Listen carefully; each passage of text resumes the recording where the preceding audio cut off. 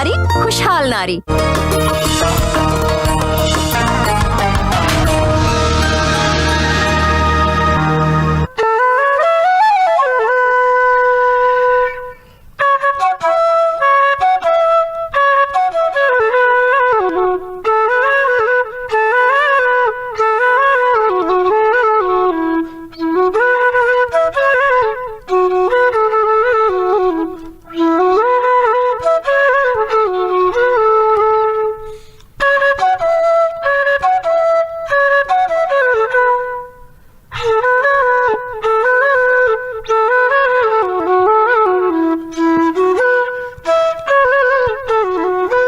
नाज़रीन आदाब, कुछ लम्हे फुर्सत के प्रोग्राम में आप सभी का खैर मकदम है। नाज़रीन, एक औरत की जिंदगी में बड़ा बदलाव तब आता है जब वो माँ बनती है। घर की खुशियाँ बच्चे की खिलखिलाहट और मासूमियत से होती हैं और दो बाला हो जाती हैं। वालिदैन के लिए उनका बच्चा उनकी मुकम्मल कायनात होता है, लेकिन अगर वही बच्चा अपनी ही एक दुनिया बना ले और इमेजिनरी वर्ल्ड में तन्हा घूमता रहे, ना किसी से बात करे, लोगों से कतराए, नजरें चुराए, खामोश रहे, तो कभी दूसरे बच्चों से मुख्तलिफ बर्ताव करे, तो जरा रुकिए, ठहरिए और सोचिए, कहीं ये ऑटिज्म तो नहीं? जी हाँ नाजरीन, आज अपने इस शो पर हम बात करेंगे ऑटिज्म से जुड़ी हुई, जिसे अगर एक्सपर्ट की माने तो एक अवस्था यानी कि कंडीशन कहा जाएगा, ना कि ये कोई मर्ज है। तो आज इस बेहद सेंसिटिव टॉपिक पर बात करने के लिए हमारे स्टूडियो में मौजूद हैं हमारी एक्सपर्ट जो कि डॉक्टर हैं। उनका तारुफ हम आपसे करवाते हैं। तो आइए खैर मकदम करते हैं डॉक्टर शेफाली गुलाटी का। आपका बहुत बहुत इस्तकबाल है हमारे शो में। डॉक्टर साहिबा, सबसे पहले तो हम आपसे यही जानना चाहेंगे, ये जो ऑटिज्म है, जैसे कि मैंने कहा कि एक कंडीशन है ना कि मर्ज, और ये एक्सपर्ट्स का भी कहना है, तो आम फहम में लोग इसे कैसे समझें?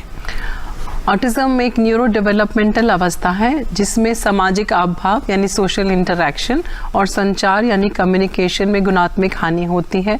इन बच्चों में कुछ रिस्ट्रिक्टिव रिपीटेटिव पैटर्न्स और बिहेवियर ऑफ इंटरेस्ट होते हैं, मतलब कुछ दुरावनीय व्यवहार होते हैं और कुछ फिक्स्ड रुचि होती हैं जिसके ऊपर वो फोकस करते हैं।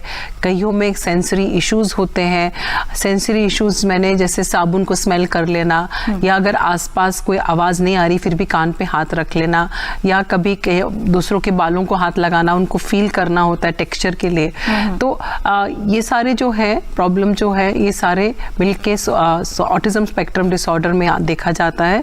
ये बच्चों में जनरली या ज़्यादा देर से बोलना शुरू करते हैं या कभी बोलना शुरू करके वो भूल भी जाते हैं। तो बेसिकली इवन फर्स्ट 6 मंथ्स में हम इसको सस्पेक्ट कर सकते हैं। अगर 6 महीने का बच्चा और जिसकी सुनवाई ठीक है अपने नाम को नहीं रिस्पॉन्ड कर रहा है, या 1 साल पे टाटा बाय बाय नहीं कर रहा है, या 16 महीने पे एक मीनिंगफुल शब्द नहीं बोल रहा, या जो बेबी 24 महीने पे 2 मीनिंगफुल शब्द नहीं बोल रहा, या जैसे मैंने बताया कोई शब्दावली आई है और चली गई है। और कई बार ऐसी रुचियां होती हैं जैसे कि टॉयज को, खिलौनों को एक लाइन पे लगाना, कई बार चॉकलेट्स के रैपर्स को इकट्ठा करना, ट्रक का जो पहिया है, जो स्पिनिंग चीजें उनको पसंद होती हैं, बाकी बच्चों के बीच में बैठ के खेल रहे हैं लेकिन अपने आप ही खेल रहे हैं। तो तो ये सारी जो चीजें हैं ये मिलाकर जो इश्यूज हैं वो ऑटिज्म स्पेक्ट्रम डिसऑर्डर में आते हैं। जी जी, आपने बताया कि इसकी क्या अलामात है, क्या सिम्टम्स हैं। जो आपने बताया है सही बताया, क्योंकि वालिदैन को कई मर्तबा ये पता नहीं होता कि उनके बच्चे को ऑटिज्म है। वो समझ ही नहीं पाते शुरुआत में कि ये बच्चे का जो बिहेवियर है, ये बर्ताव है, ये इतना अलग क्यों है। अच्छा, हम ऑटिज्म की बात कर रहे हैं डॉक्टर शेफाली, तो हम पहले गुजरे ज़माने में देखें तो हम भी बच्चे थे, तो हम गली मोहल्लों में जब खेला करते थे तो अक्सर कोई एक बच्चा ऐसा होता था जो अलग थलग है, सबके साथ इन्वॉल्वमेंट उसका नहीं है, तो हम अक्सर क्या कहते थे यार ये तो मस्त है, या फिर इसका जो है दिमागी जो तवाज़ुन है वो ठीक नहीं है। क्या ये ऑटिज्म ही हुआ करता था? और आज यानी जदीद दौर में जब हम नज़र दौड़ाएं तो ये केसेस, ये मामलात इतने ज़्यादा बढ़ते चले जा रहे हैं, या तो पहले बेदारी की कमी थी और अब बेदारी कुछ कहीं ना कहीं है। ऐसा है कि जो बच्चे, कई बार हमने देखा है कि पहले जो कई कई टर्म से बोला जा रहा है कि जो अपने में ही रह रहे हैं, कई बार रिजर्व बोलते हैं, पेरेंट्स भी बोलते हैं कि हाँ थोड़ा रिजर्व्ड है, स्कूल जाएगा, घुलने मिलने लगेगा तो ठीक हो जाएगा। और जो कई बार लेट बोलते हैं तो उसमें भी पेरेंट्स, जनरली पेरेंट्स या ग्रैंड पेरेंट्स या दादा दादी नाना नानी बोलते हैं कि हम माँ बाप भी देर से बोले थे तो ये भी बोलना देर शुरू कर देगा, तो थोड़ी इग्नोर हो जाती है, लगता है कि सब ठीक हो जाएगा। पर ये हमें देखना है कि जो मैंने आपको जैसे पहले लक्षण बताए थे, और ये सब में आपको एक पीडियाट्रिक न्यूरोलॉजिस्ट या डेवलपमेंटल पीडियाट्रिशियन या पीडियाट्रिशियन को दिखाना है, क्योंकि ऑटिज्म हो सकता है। और ये तो अभी ये भी बोला जा रहा है कि अभी ठीक है, अर्ली 19th सेंचुरी के अंदर ये डायग्नोसिस बनना शुरू हुआ, और जो पहला पर्सन जिसको ऑटिज्म डायग्नोसिस हुआ था, डोनाल्ड गैरी ट्रिपेट, वो अभी 85 प्लस की उम्र में उनका देहांत हुआ 2023 में, और वो बैंकर थे, उन्होंने ग्रेजुएशन की और बैंकर थे, और 65 साल बैंक में काम किया और अच्छी सी खुशहाल जिंदगी बिताई। तो बेसिकली हमें देखना है कि ऑटिज्म है, कॉमन है, और एक्चुअली इसका प्रेवलेंस बढ़ रहा है, सिर्फ इंक्रीज अवेयरनेस या जागरूकता की वजह से नहीं, उसकी बहुत ज़्यादा है।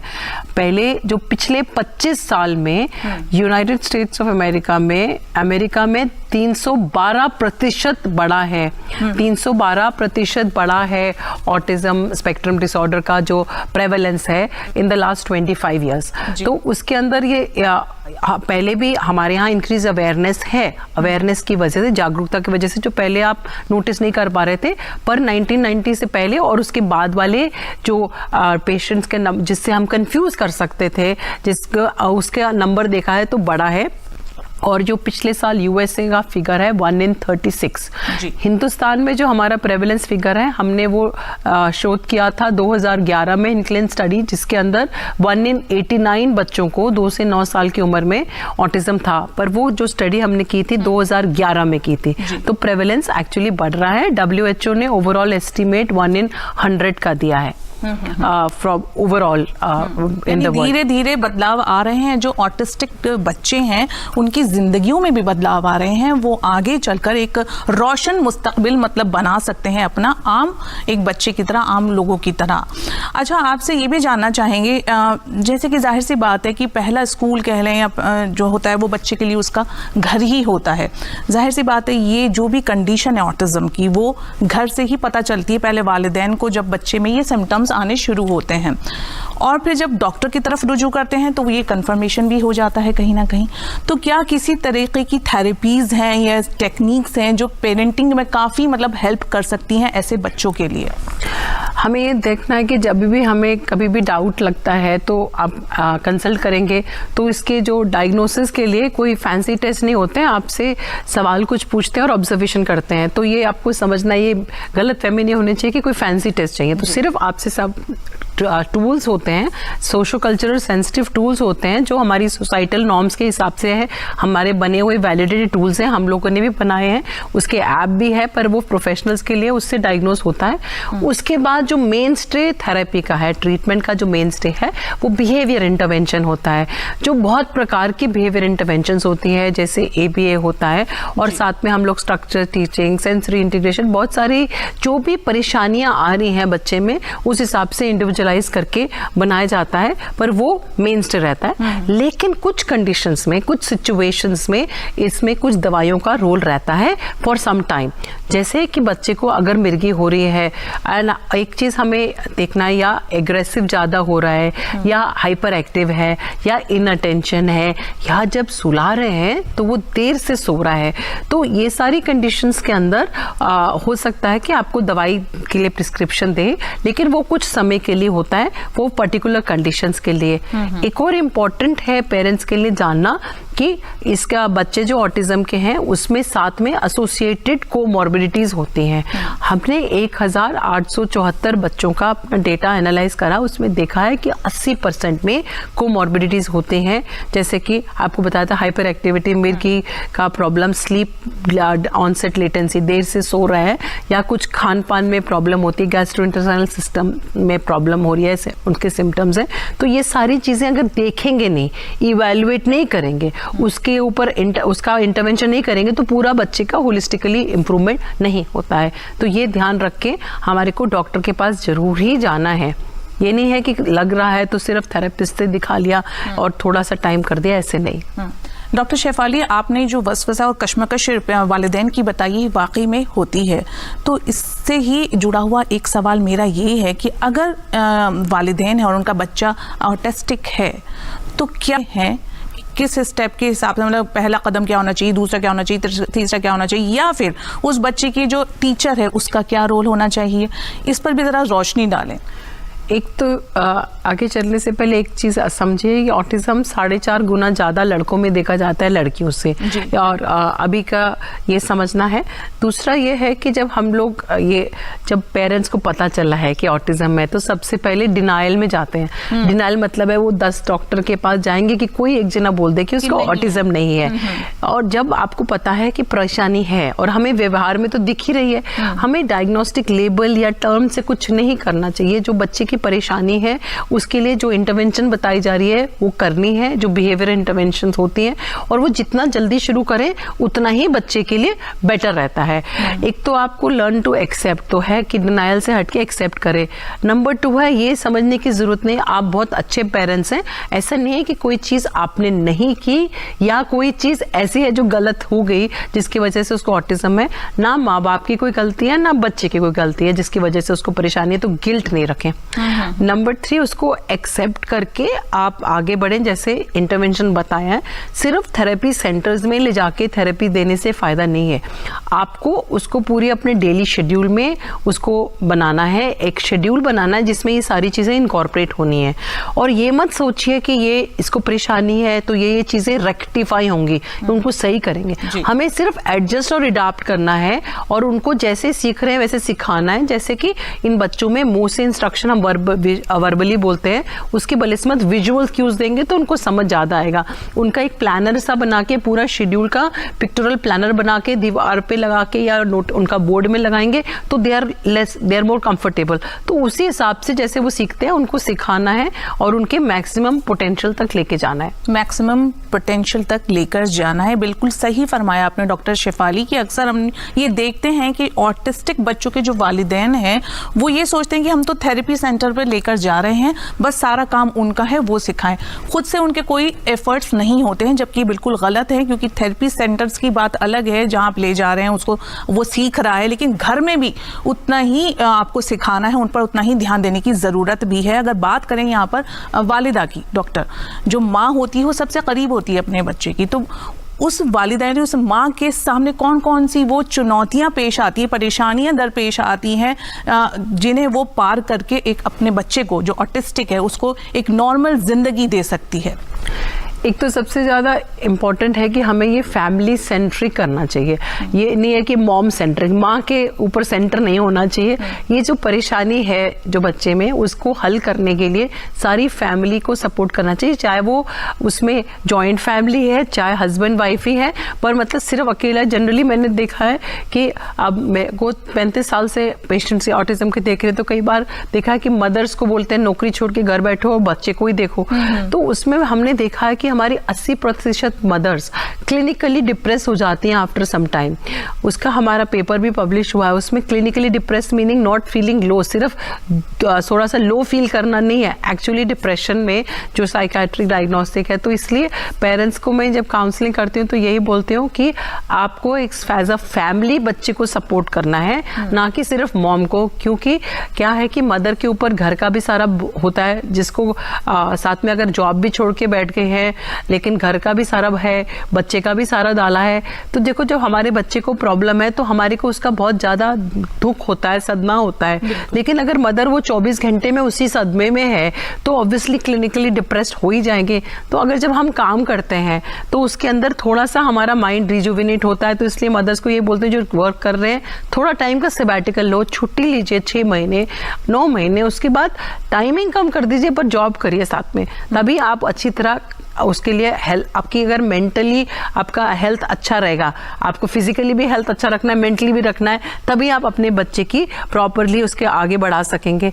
और जो ये सारी चीज़ें जैसे आपको बताई जाती है, उसका पूरा शेड्यूल बनाना, उसकी थेरेपीज को इनकॉर्पोरेट करना शेड्यूल में एज अ फैमिली करना है। तो मदर्स को ये समझना है कि वो कि कैसे एक एक चीज़ पे आगे जाना है। और थेरेपी सेंटर के से जब भी जा रहे हैं तो होम बेस्ड प्लान भी लेना है कि घर में क्या करना है। और घर में अगर कुछ हम नहीं करेंगे तो आगे वो थेरेपीज का अच्छा, घर में आपने कहा होम मेड प्लान्स, तो थोड़ा इस पे भी आप रोशनी डालें कि पूरे जो घर के लोग हैं वो कैसे उस बच्चे को इन्वॉल्व रख सकते हैं अपने साथ, क्योंकि इमेजिनरी वर्ल्ड में वो जीने लगता है, तो वहां से खींच के लाना, खुद के साथ इन्वॉल्व करना, उसके लिए क्या क्या उसको काम दिए जाएं, क्या इन्वॉल्वमेंट्स उसकी रहे। एक्चुअली ये है कि अभी बच्चे के साथ आप इंगेज करिए, उनके साथ एक्टिविटीज करिए, तो वो सारी हम गाइड करते हैं।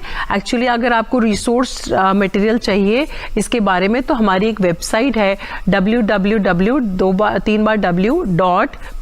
मतलब बच्चा, PED paediatrics, neuro is brain NEURO pedneuroaims.org pedneuroaims.org। उसमें पेरेंट्स कॉर्नर है, उसमें काफ़ी सारे रिसोर्स हमने हिंदी और इंग्लिश में पेरेंट्स के लिए काफ़ी सारी न्यूरोलॉजिकल और न्यूरो डेवलपमेंटल कंडीशंस के बनाए हैं, जिसमें से ऑटिज्म की बहुत बुक्स हैं। उसके अंदर हमने बनाए हैं बुकलेट जिसमें आपको इंटरवेंशन जो घर में कैसे, घर में अवेलेबल चीज़ों के साथ, खिलौनों के साथ उसको कैसे इंगेज कर सकते हैं, वो सारा उसमें दिया है ताकि आप उसको इन्वॉल्व करके करिए। बहुत खूब डॉक्टर शेफाली, वाकई बहुत ही खूबसूरत और बहुत ही बेहतरीन आपने ये मैसेज दिया है कि वाकई ये जो कंडीशन ऑटिज्म की, इसमें किसी की कोई गलती ही नहीं है, ना माँ की, ना बाप की, ना घर में किसी और की, ना खासकर उस बच्चे की बिल्कुल गलती नहीं है। उसे सपोर्ट की ज़रूरत है, सिंपैथी की बिल्कुल ज़रूरत नहीं, क्योंकि वो भी एक आम जिंदगी बसर कर सकता है अपने मुस्तकबिल में। आपका बहुत बहुत शुक्रिया हमें इतनी अहम जानकारी फराहम करने के लिए। साथ ही हम आपसे ये भी कहेंगे कि अगली बार हम आपको फिर से जहमत देंगे और कोई और मौजू हमारा रहेगा जिस पर हम आपसे जानकारी हासिल करेंगे। बहुत बहुत शुक्रिया हमसे जुड़ने के लिए। तो चलिए नाज़रीन, कुछ लम्हे फुर्सत के प्रोग्राम में चलते हैं अपने अगले सेगमेंट की तरफ, जिसमें हम आपको दिखाएंगे एक मोटिवेशनल स्टोरी।